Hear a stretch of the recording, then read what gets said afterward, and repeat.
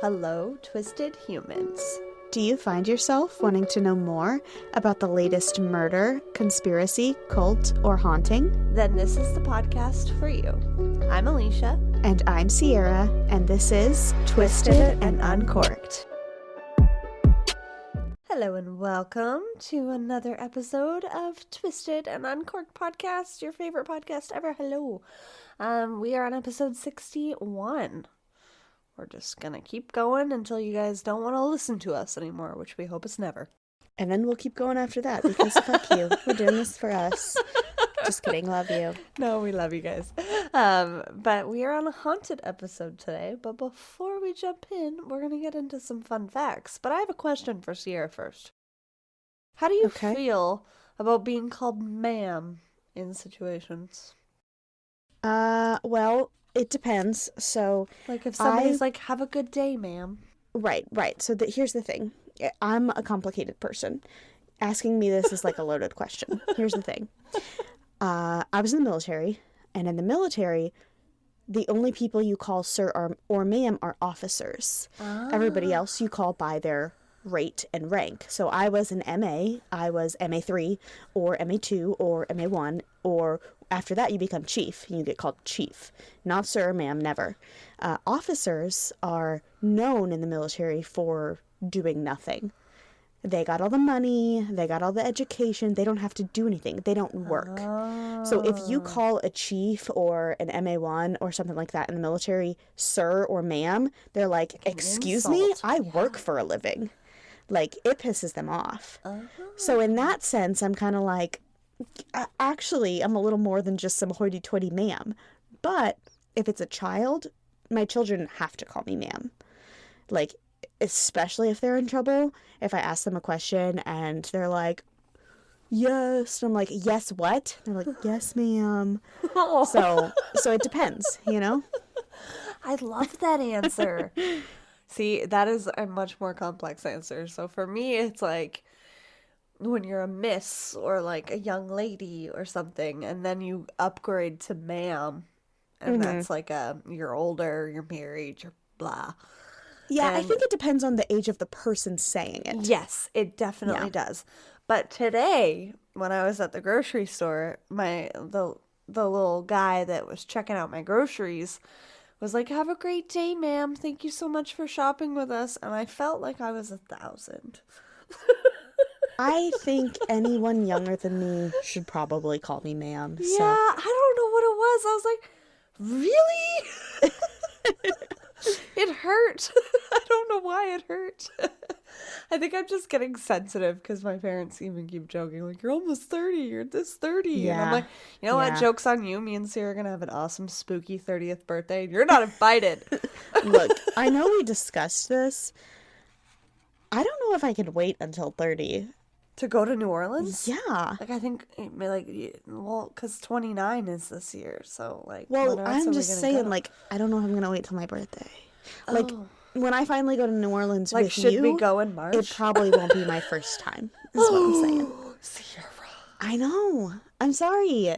I'm going to live right by it. It has to be together. I can't not go when I'm right by it. Another time with you. Just don't go without me. All right, we'll talk about it. But anyways, they're not invited, okay? I just had to ask you because it hit me in the feels today when I was getting groceries for dinner. And I was like, when did I become a ma'am? At least I always get dear from like older people. That I think is cute. Yeah. But like when people my age call me hun or like sweetie. I hate hun. That pisses me off so bad. Yeah, don't ever say hun. I guess our listeners can't hear my face, but the people watching on YouTube can, and it was displeased. I don't want to be hunned. Yeah. It feels like they're talking down to you. Yes. It feels like either they're talking down to you or they're trying to sell you an MLM. Fuck that shit. Don't call me hun. Also, is there anything that like you don't like to be called like by Kevin? Oh, no, we've never had that problem. We've always just been babe. Yeah. There's never been a Jesse, weird one. First of all, he's not allowed to call me Sierra. Like, he that's cannot call me my yeah, name. no, when Kevin says Alecia, I'm like, am I in trouble? Right. Well, the other one is Sweetheart. Oh, When Jesse yeah. says Sweetheart to me, he's treating me like a child. Like, in a bad way. Like, he'll say something like, Sweetheart, we don't have enough money for that right now. And I'm like, I'm sorry, what? First of all, like, back it up. That's not my fucking name. You don't do that. I was singing that in my head while you were saying that. That's not my name. Yes. So. No. Yeah, those are the no-nos. Yeah. Let us know, guys, if there's anything you hate being called. Or has stopped you in your tracks when you're called it and made you think. And speaking of thinking, we start these episodes with fun facts. So, Sierra, do you have a fun fact for me? I do. Did you know that you cannot whistle in space? What? Yeah, specifically, you can't whistle in a space suit. There is not enough air pressure to create the necessary conditions in a spacesuit for whistling.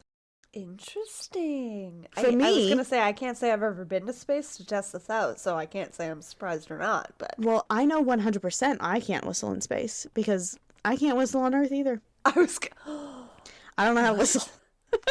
Neither of us can whistle? How have you we never known either? No, I spit on people. Did you know Nick Jonas also doesn't know how to whistle? Oh, so he's meant to be with one of us, is what we're saying. Sorry, Priyanka.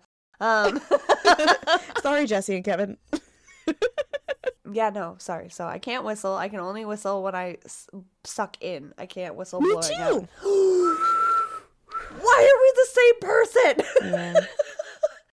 You look at that, guys. Years in and we're still figuring this shit out. Yeah, right? Yeah, I can't do it otherwise. It's embarrassing. And if anybody just heard that thud, it was me playing with my lipstick and I threw it on the floor. Yes, no, I can't whistle. What was your fun fact? If any of our listeners are still here, my fun fact is definitely strange. So, while serving a life sentence for murder, James French killed his own cellmate because he was allegedly afraid of suicide, but wanted to die, so he was looking to be executed. His last words before the electric chair in 1966 were, quote, "How about this for a headline for tomorrow's paper? French fries." I have heard that somewhere before. I don't know where. Where did I hear that? I think it was on 10ish. Was it? Maybe. I think it was on I don't remember Famous Last Words or something. Ooh. Did they do that on a bonus episode? Maybe. I don't know. Maybe. That makes sense. I don't know. I might just be giving them a weird shout out again for no reason. We do that. We tend to do that. But we do love those guys, so go check them out. We do. They don't know.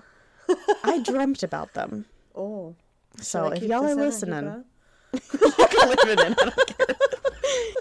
It was a weird dream. I'm not going to discuss it, but yeah, no, they're really cool guys. I guess by the time this comes out, we can talk about it.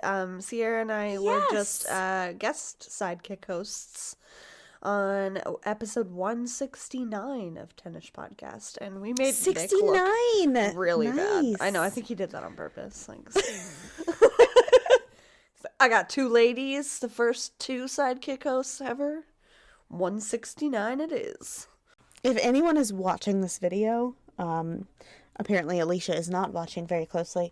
I spilled wine all over myself. No, I was looking at my attempting to find a towel because I'm just covered in wine. Sorry, can't go deal with that. Speaking of wine, it's okay. I literally have towels right here. Just grab it. But look at this.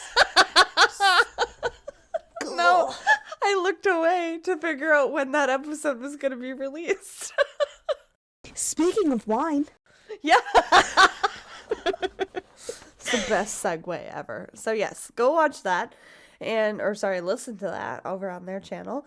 And then drink some delicious wine with us. So today we have Longford Estate Pinot Noir Rosé. This one is... I'm going to read you the description on their website because as much as I am able to do that, it makes me happy because it's always very dramatic and wordy and flowy, and I love it. This wine is medium-bodied, and it spills forth with lively aromas of fresh strawberries and pomegranates. It what? It spills forth. Onto Sierra. Yeah. Continue. I love you. I didn't even put that together. With lovely floral notes. Bright fruit flavors of raspberry and cherry are framed by a crisp, balanced acidity that unfolds into a smooth, elegant finish. Enjoy a fresh fruit. No, I'm not going to read that. It says, enjoy its fresh fruit pleasures with lightly cooked salmon, tuna, fish tacos, salads, or an array of cheeses. I mean, I would take all of those things, but I really don't like that terminology for that. But wine, I want to be the person that writes wine descriptions, or like names lipsticks and nail polishes. Those are my 2 dream jobs, other than podcaster, for all of you. Maybe we can start a lipstick or nail polish line. Oh, I thought you were gonna say wine. Oh, I guess we could do that. We do all of the above. We love cooler. lipstick, we love nail polish, and we love wine. Why not? Why I feel not? like I need to wear lipstick while we say this. I know, you do.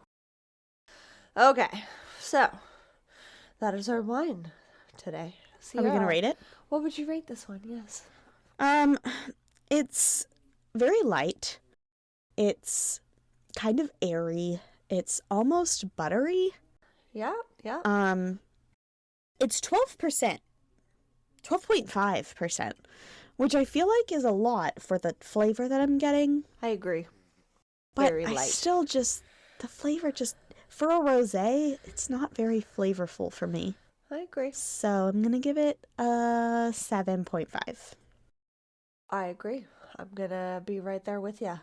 It's funny. We were both talking about it when we recorded our monthly urban legend right before this. Go check that out on Patreon for $1 and up. Casual plug. But it smells really sweet, and it doesn't smell like it tastes, which is always weird. Considering 90, or not 90%, but a large percentage of what we are tasting is through our smell. So I thought that was interesting too. Right. And I know that there are like wine connoisseurs out there that are experts and laugh at our descriptions. It makes sense to us, okay? We've never claimed to be experts. We've said it many times. I didn't even drink much wine before this, so. I know, I've corrupted her, everybody. I am giving the taste profiles to other non-wine drinkers. This is how we understand each other, okay?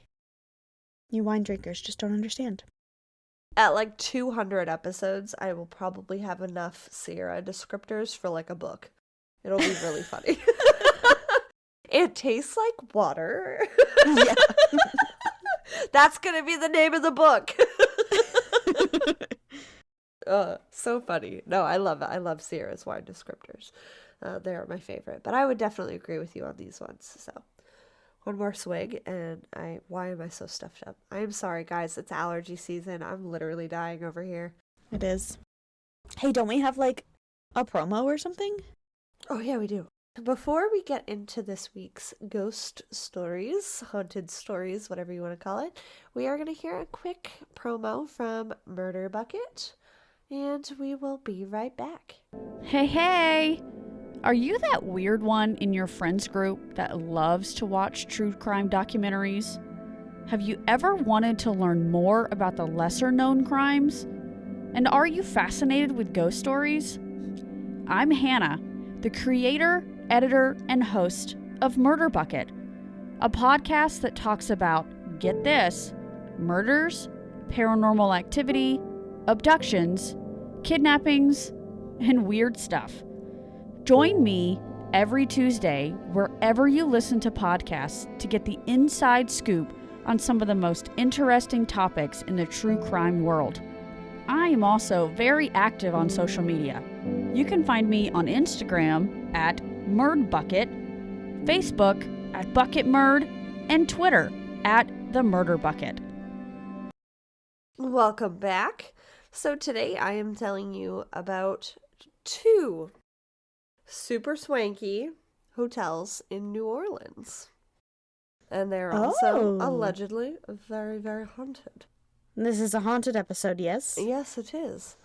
Nice. There's a reason I did these 2 together, and there's a reason I did 2. One, because I got a lot of information on one, but not quite enough for an episode. And 2, because they have very similar histories, and they were built in a very similar period of time. And they are also a 5-minute walking distance from each other, so it kind of felt perfect. Nice. So today I am telling you about the Bourbon Orleans and the Omni Royal hotels. Okay, the Omni Royal, I'm pretty sure, is where CrimeCon was in 2019. Yes, it was. I wanted to go so bad. They're so pretty. Between the 2 of them, of the photos that I saw, if we go for our 30th birthday, I vote we stay at the Bourbon or New Orleans, because the pool and courtyard is so fucking pretty. Which one's more haunted? That's what they're we're going both to. equally haunted. Good. There are more more haunted accounts at the Bourbon Orleans than the Omni Royal, but they're, like I said, they have a very similar history, so we will get there. But we are going to start with the Bourbon Orleans, and of course, you got to start with the history, because this building is very old. It has seen its fair share of tragedy and has changed hands a few times over the years, converting to various types of buildings. Construction began in 1806 on the original Theatre de New Orleans, and unfortunately the War of 1812 delayed the construction and its opening in 1815. And after all of this, just a year later, in 1816, it was completely destroyed by a fire that swept through the area. So all that work over 14 years for nothing. Were there people there when it was on fire? Likely. Fiery ghosts scare me. Yes, likely. Yes. Yeah. Because, well, it was a theater. I didn't find anything to see that people were still in the theater when it was burned, or if they were able to evacuate safely. However, they've got some anxious energy so far. Yeah. It's not good. In 1817, the land was purchased by John Davis, and he was able to rebuild the theater. He also added a ballroom that was designed by Henry Latrobe, a British architect. And the theater held prestigious European operas, masquerade balls, carnival balls, and even state legislature court sessions. One of the most famous uses of the ballroom was quadroon balls, in which Creole women of color, aka quadroons, were selected to be the mistresses of wealthy Creole men in a system called Quadroons? Yes, that's what they were That's what called. they called them? Yeah. Okay. Interesting. Weird, right? I never knew that. Right? Yeah. And if anybody doesn't know what Creole means, it's typically of African descent mixed with European heritage. So Usually French. yes, usually French, exactly. And if anybody has ever had Creole food, it is fucking delicious. There were quite a few instances where did everything go? There were quite a few instances of deep, unrequited love between these couples. And because it was illegal at the time for interracial marriages, many of these couples would be together in secret. They were always intended to be mistresses. However, it was likely in a few situations that the men had a better relationship with these women than they did with their own wives. So it was a messy situation. Yeah. In addition to the popularity of the ballroom, the 1,300-seat theater helped place New Orleans on the map as the opera capital in the United States throughout the 19th century. I have never in my life thought of New Orleans and thought opera. I've never thought of it either. That's so weird. Right? Apparently it was the opera capital in the 19th century, right? Good for you, Bourbon Orleans. You do you. Yeah, I would think like New York, right? Mm-hmm. Crazy. Okay, interesting. Right? In 1866, another fire blazed through the area and Ugh, destroyed the theater completely. fire ghosts However, scare me so much. the ballroom was still salvageable. I know. So not one, but two fires so far. Yeah. In 1881, the property was purchased by the Sisters of the Holy Family to use as a school, an orphanage, and a convent. I lied, orphanages scare me more. Yeah, I know, this is already freaky, I know, right? This is just the history. Yeah. The Sisters of the Holy Family were the first African-American religious order in the United States, and it was founded by a woman named Henriette DeLille in 1842. She founded the convent to care for and educate free people of color, as well as slaves. They took in abandoned children in 1853 after one of the largest outbreaks of yellow fever the city had ever seen, which left a lot of children orphaned. Oh. The disease is typically spread by mosquitoes and thrives in warm, humid places with dense populations, aka a city like New Orleans. Yeah, they didn't stand a chance, and this is one of many yellow fever epidemics that would sweep through the area. Historically, the people that contracted the virus, about half of them, would unfortunately die from it. This year alone, 8,000 people died of yellow fever. This year? No, sorry. Oh, God. That year. I was like, holy shit, this is still happening? Why is yellow fever? We're not going. In 1853. Right. Okay. Wow. You're like, we're not fucking going. Yeah, no, that would be a cause for not going. Yellow fever. Yeah. That year alone, 8,000 people died, and the city was nicknamed the City of Death. Mm. Where the theater had burned down on the property, the school and the orphanage were built to care for all of the children that the women took in. The property remained as such for the next 83 years. The Sisters of the Holy Family quickly overgrew their surroundings, and they purchased an adjacent lot and built another orphanage for girls called St. John Birchman's Asylum for Negro Girls. And we are aware that this is not a politically correct term anymore. However, it was 1842, and it's part of the history, so don't yell at us. Right. They also built a courtyard and a playground for the girls. This is where the current courtyard and pool at the Bourbon Orleans Hotel is as well. And like I said at the head of this episode, it is freaking gorgeous. In 1878, there was another very serious outbreak of yellow fever in New Orleans that killed 4,000 people roughly, some of which included the children and the sisters at this convent. As we know from history, yellow fever is a horrible, horrible, horrible illness. Sufferers experience jaundice, chills, nausea, headaches, fever, convulsions, delirium, and casual bleeding from the eyes, nose, and ears. Jesus Christ. That's a lot. Mm-hmm. Not good. Mm-mm. Another break swept through the city in 1905, killing even more people. So now we have 3 breaks of yellow fever, 2 fires, a theater, a ballroom, and a convent, if anybody's keeping track. In 1860, the Sisters of the Holy Family had grown to over 400 nuns and had unfortunately outgrown the property, so they sold it in 1964 to move to a larger convent in New Orleans East so they could expand even further. They still remain there to this day.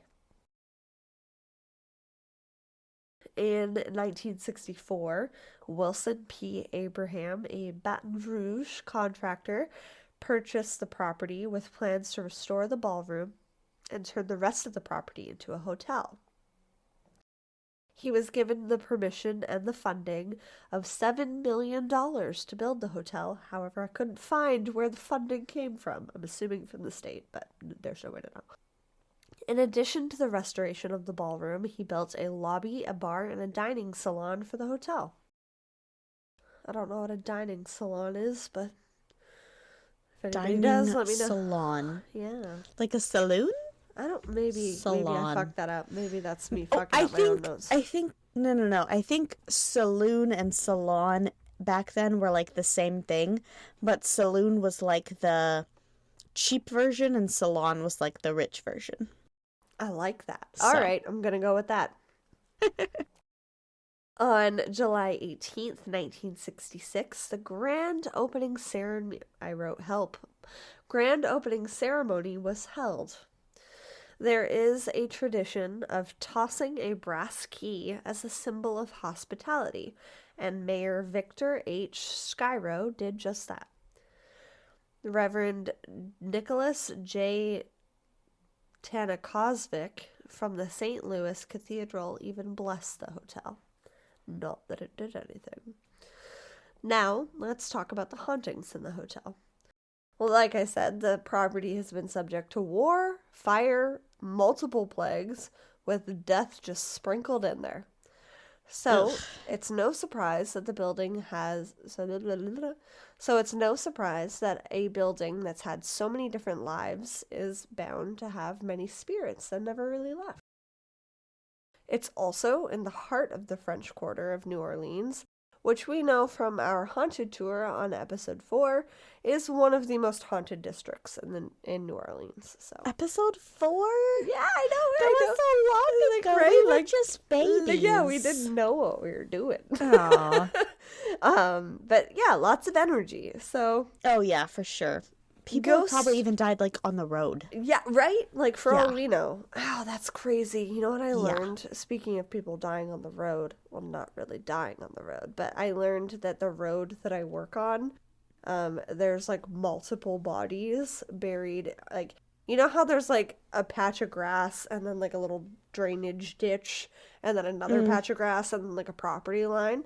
So apparently there's like multiple bodies buried like before the drainage ditch against the road in like certain indigenous spots. peoples? No, one of them is like a family from like 1804 that's just buried there, and like changes in the road and then the land is like, it's crazy. So there's like multiple families that have had just graveyards buried along there. That part of Langley is really old.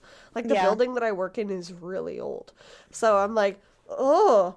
So somebody told me that, and so I went on a newspapers.com like rabbit hole today, and I was like, I need to know everything. Yeah, I assumed indigenous peoples because at least in America, like if Americans were to die and be buried, no one would disturb it. Yeah. But if indigenous people die and are buried, everybody disturbs it, you know? Exactly. Like the bonus I did on Fort Langley. There's just indigenous graveyards that are sprinkled throughout that entire time. Right. I mean, now, and I will say an update, now, because of the way that the river is coming up in Fort Langley, bodies were washing into the river from indigenous burial grounds that were in the side of the walls. So they've started to excavate and move them to another burial ground. And I think that that's wonderful because that's literally just the way the river has moved. No one has ever touched it. But they're starting to move it a little bit inland so that at least it can be preserved. Because that's really sad that, like, multiple, like, bodies of people that are just gone. Right. So, I think that's at least nice that Fort Langley's doing that. But it's weird because, like, I'm like, what's all this construction? And then I read about it and I was like, oh, that's where one of the burial grounds. Casual. Apparently, ghost activity is so common, the staff have just learned to embrace it. Many people that visit the hotel visit the hotel with hopes of encountering a spirit or two. Cough, cough, me and Sierra. There are 4 commonly reported apparitions that are seen. A Confederate soldier, children and nuns from the former convent and orphanages who were likely victims of yellow fever, the lonely ghost dancer, And the lonely ghost dancer. First, there's the Confederate soldier, or quote-unquote, the man that surrounds the 6th and the 3rd floors, typically. The theory is he told his family that he would come back for them following the Civil War, but he died in battle. Oh, that's really sad. When he is seen, he stands proper, looks around often, almost as if he's waiting for someone or looking for his family. I know, it's really sad. It's really... My least favorite type of ghost is war ghosts. I know. And it's because usually it's like, in my opinion at least, the residual type of ghost where, like, they're fighting, but, like, maybe they died, maybe they didn't. It's just like this replay of these people fighting. Or they quickly died and they don't realize they're dead, and they're like trying to replay the last like moments of their life, and the last actions that they intended. And it's literally like a replay, like over and over. Yeah, but this doesn't seem like a replay. No, this seems just like really sad. He's looking wandering. For his family. Yeah, that is really sad. I know. I know. It makes my heart hurt. I think Sierra and I would make, like, really good empaths for paranormal investigations to figure out this type of information about spirits. Yeah. But I think it would ruin us. Yeah, I can, like, picture us being at a place and people are like, what do you feel? And we're just, like, sitting in the corner crying, like, I can tell he's really sad. Right?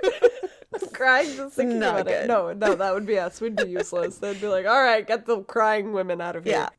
You're like, you don't understand. That's what they feel. They're sad. Yeah. Ugh, no. I hate it. Yeah, so it's really sad.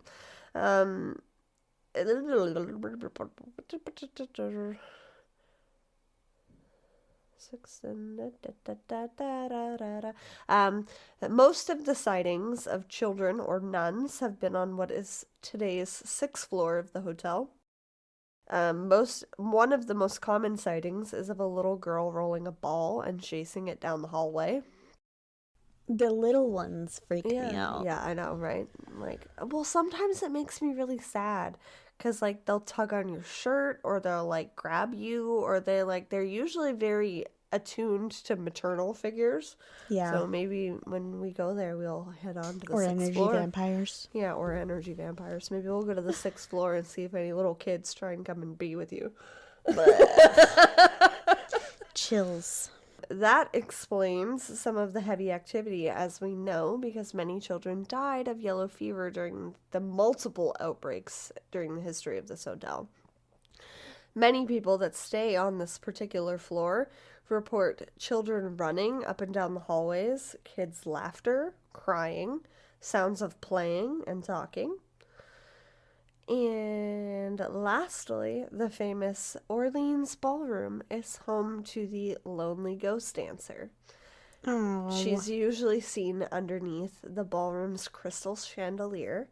Her form suggests that she's dancing with a partner, although invisible to the naked eye, and she's just kind of swaying. And it's really sad because it's believed that this is maybe one of the mistresses of the quadroom balls that is just waiting for her partner. Or maybe he's there and we just can't see her. Yeah, that's strange that we can see the ghost but not the other one. Yeah. Or maybe she's dancing alone and we just don't know, right? Yeah. She's just swaying with them. People have reported someone hiding behind the curtains in the ballroom as well, only to find that there's no one there, and there are no windows open to cause the rustling in the curtains. Eek. Staff say that when she's not dancing with her invisible partner, she hides. A few ghost hunters have caught several orbs on camera in the ballroom as well, ones that do not exhibit dust behavior, and I will show you a video of that at the end. Ugh. Guests have reported a large blood stain on the carpet in the ballroom as well. I know. Can you imagine? Who was just bleeding? Can you imagine going to like an old swanky hotel and just, excuse me, there's a blood stain here? Ugh. I don't like that. I don't either. Employees in particular hate it when this is reported because even after cleaning it, it will eventually reappear. Gross. The story behind this is that two men fell for the same Creole woman at one of the quadroom balls and fought each other for one of her until one of the men died. Oh my goodness.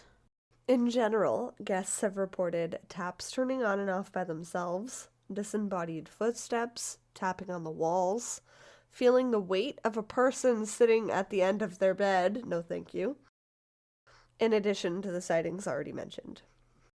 People have also mentioned their shirt being yanked in the hallways to turn around and see no one there, but it's at a level that they think that it might be a child, like the end of your shirt. I read a blog of one couple that had stayed there and heard the old, very loud motion detector fan in their bathroom turned on and off throughout the night, even though they were both sitting in their bed. No, thank you. No. The most haunted room in the hotel is room 644. People have heard horrible cries coming from that room. The rumor is that one of the sisters completed suicide in that room. While the existing sisters of the Holy Family have never confirmed nor denied this, you can certainly hear the anguished cries. When someone says, I cannot confirm nor deny, It's they're true. confirming. Yeah, they're confirming. Some of the guests have reported being woken up in the middle of the night in this room, only to find a woman praying in the corner, still in religious habit, which lends a little bit of truth to this rumor, if you ask me. And if anybody doesn't know what habit is, it's the traditional clothing that nuns wear. Like I said multiple times here, Sierra and I have plans/dreams that our 30th birthday we will be going to New Orleans. So maybe, just maybe, we'll stay at the Bourbon Orleans and be able to report some instances of our own. Or maybe we'll stay at this next location. Twisted and Uncorked will be right back. If you prefer not to listen to ad breaks, head on over to patreon.com/twistedanduncorked for more information on receiving ad-free episodes. I am ready for the next creepy location. Okay. So now we're going to be talking about the Omni Royal. This hotel was built in 1838 by Creole people, like I said, a mix of European and African descent and typically French heritage.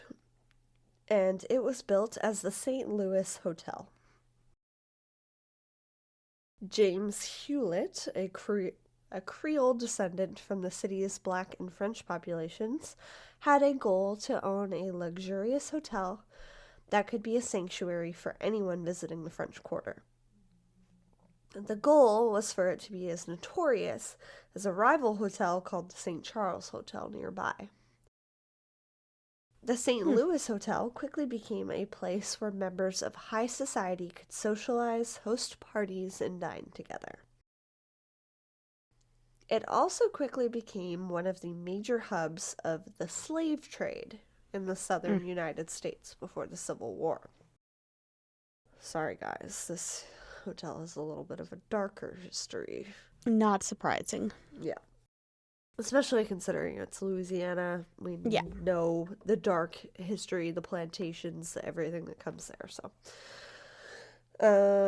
there were regular auctions that occurred at the hotel with plantation owners and people seeking domestic servants. They made bids for and purchasing the selling of human slaves. While waiting to be bought or sold, these poor people were held captive at a secret location somewhere in the French Quarter. As somebody that does bids for government heavy-duty equipment as a living, this feels extra disgusting because these are humans. Yeah, as soon as you said, God, I've been drinking too much. I forget the word already. Auction. Yeah. And we were talking about humans. I was Highest bidder. Yeah, it's disgusting. I don't like it's absolutely disgusting. It makes me feel icky. It makes my skin crawl. But it also paves the way for some very unsettled souls. So, hence the hauntings. In 1840, the sales of slaves totaled around $50,000 or $1.5 million in today's money at the St. Louis Hotel alone.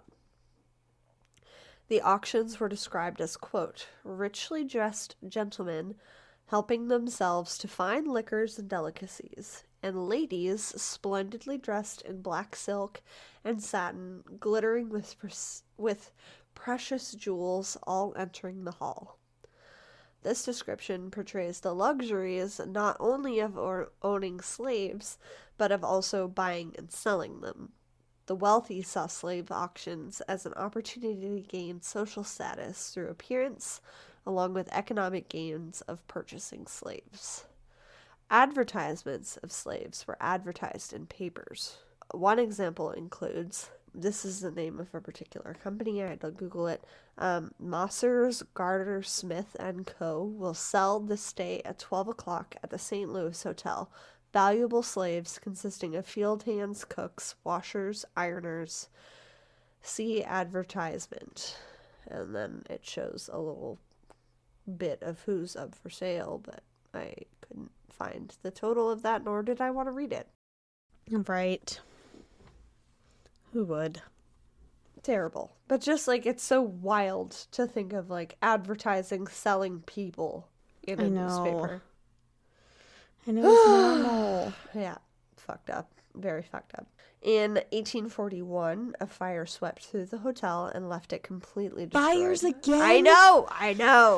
And then I wrote in my notes, sound familiar? Do you remember when we did the recap for the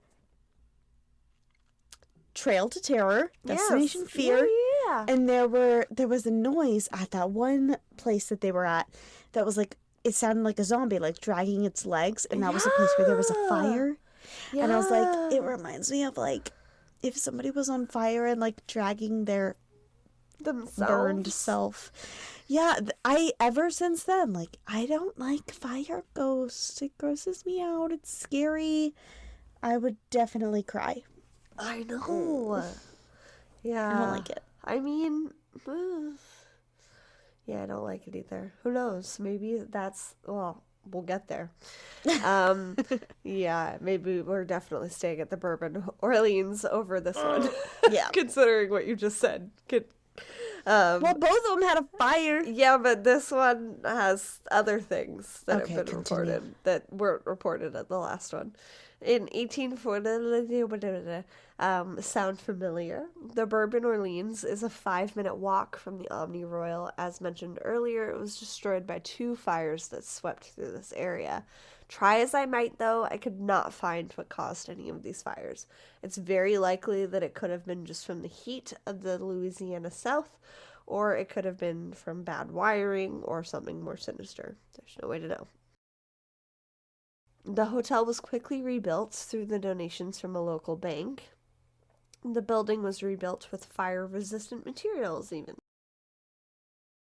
Like the Bourbon Orleans, Omni Royal saw its fair share of war times, serving as a medical facility for Union soldiers during the Civil War in 1862. As Louisiana gave in to Reconstruction, many people weren't able to keep their land as a result of the cost to rebuild. The state of Louisiana then purchased the hotel, where it would become a de facto Capitol building, where all Louisiana legislature was decided upon for a period of time. Okay. Just a casual little blip in their history. The ownership changes were constant after the Civil War because of the cost to own the land, and because of how large this property was. The condition of the hotel deteriorated over the years alongside with the rest of the French Quarter in general. It was closed in 1912 and it remained closed until 1960, so who knows what happened in that time. That's a long-ass time for a building to be abandoned. Yeah.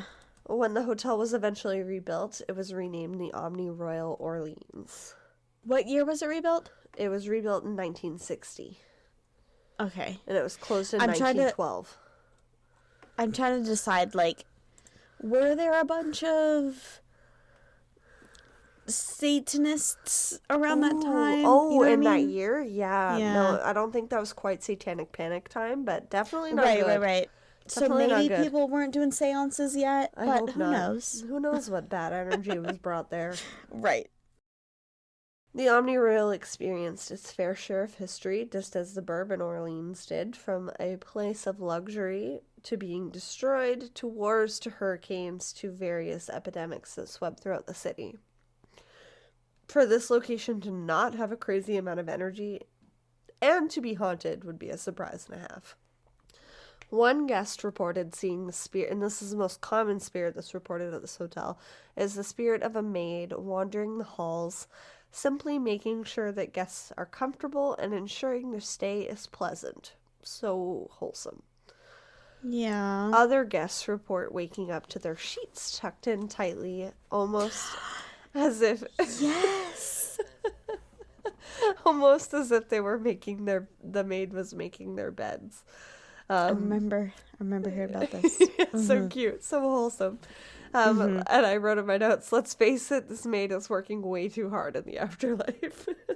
My kids ask every Girl, single night relax. for tucks. Okay. Aww. If someone else can do it for me, that'd be awesome. Right? This is more... If someone could tuck me in, I'm in the about middle it. of the night? Well, do you let want me a ask ghost for it first, tucking you but- in? Yeah. Excuse me, the lovely maid of Excuse me, miss. Omni Royal. Will you Can please? tuck me in? Can I have tucks? I know. It's kind of wholesome. It's like, it's cozy. It's like a little burrito. I get it. I totally get it. And this is where it takes a less wholesome turn. Sounds of moaning and groaning in the corridors of the Omni Royal Hotel have been reported on multiple occasions, and it sounds like people in pain. No, don't like that. This could be anything from the poor slaves that were being held captive during the auctions, people injured during the war when it was used as a hospital, people dying of yellow fever during the multiple epidemics, or possibly the pain of somebody during the fires. Ugh. Or possibly the pain of other energy vampires who are just crying because they feel all of it. I don't know. This made my skin crawl. The pain and misery of the people that have passed through this hotel are so deep and still last to this day. And the real vampires. Yeah. Because the originals. Yes, right? exactly. Absolutely. Absolutely. Every time I see certain graveyards in the originals, I'm like, that's that graveyard. That's that graveyard. I'm going to go there. Kevin's like, what is wrong with you? Taking mental pictures. I'm like, it's so cool. Love New Orleans, okay? Leave me alone. If it's not obvious from this being my second episode covering it, okay? Guests have also reported cold spots, feelings of dread, extreme sadness out of nowhere during their stay. Most of the paranormal activity seems to take place on the second floor of this hotel. Other reports include lights turning on and off, taps turning on and off, and toilets flushing on their own. Ugh. People have seen apparition reflections in the paintings on the walls, which is some serious Harry Potter shit right there, which I'm not about. Yeah. If I was looking at a painting like, oh, this is so cool, and then I saw something move in it, I'd be like, nope, get me the fuck out of here. Other reported ghosts include a young man in period clothing who likes to kiss women who he finds beautiful. Listen. I get it, but also that's like spiritual sexual assault. It is. Right? Don't do that. It is. Buddy. Please don't. Right? I wrote that's a no for me if I feel someone. That's the name of this episode. Poltergroping. Poltergroping. Right? Don't do that. Can you imagine feeling somebody kiss you and no one's there? Like, fuck off. Ick. No, thank you. Ick, for sure. Finally, a commonly reported spirit is another Confederate soldier, but this time on the 7th floor, standing guard at all times. It is Sad. I know, really sad. Very, very sad. It is no secret to how much I love New Orleans for someone that has never been there. Like I said, I did 4 locations in episode 4 in the spirit of Mardi Gras. And Sierra and I are so looking forward to staying there and going there next year. 2 haunted hotels felt fitting for this episode, and who knows, maybe we will stay at one. Yes! And that is my haunted episode. I think we should too. I don't know if I said it publicly last time you did an episode on New Orleans, but I have a friend who stayed in New Orleans who I asked to write in their personal account of what happened, and they never did. No, so I'm going to talk about it a little bit real quick. I don't remember you saying that. Yeah, please do. I have a friend who went to New Orleans with his wife, and he had a quote-unquote dream. He said it did not feel like a dream. Apparently, the hotel that they were staying at was upstairs from a voodoo priestess, shop. No. And in his quote-unquote dream, he was... I don't know all of the details. He was given oral sex. And he said it was the best ever. And because it was paranormal, of course. he had a great night. And it was awesome. And the next morning, he talked to his wife, who was with him, and was like, dude, where did you, learn that? It was amazing. She's like, what the fuck are you talking about? No! He was totally poltergroped, right? It's just crazy. And they talk about it all the time. And she's like, it wasn't me. I don't know what you're talking about. Funny. I hope his wife has a good sense of humor. Oh, yeah, for sure. Yeah. But sorry, I couldn't help that I was poltergroped. Not my fault. Yeah. So, I mean, I'm not saying that I expect this when I go to New Orleans. I'm just saying Sierra I really want to go to New Orleans. Good oral sex when she goes to New Orleans by a ghost. Everybody listening? Okay. Listen. She's not going to be upset if it happens, Right, but she's right, not right. expecting it either. Yeah. Right. That's so wild. I love know. that. That's so crazy. funny. And speaking of weird, Sierra, do you have a day of the week fact for us? I do. Today is April 19th. Today was the day in 1943 that this chemist, Dr. Hoffman, first discovered the full effects of LSD, because he decided to take LSD on his bewildering bike ride. On his way home from his lab, he just fucking took some LSD and was like, I wonder what's gonna happen, And, as we all do. Yeah, he was the first in the world to bring LSD into the limelight.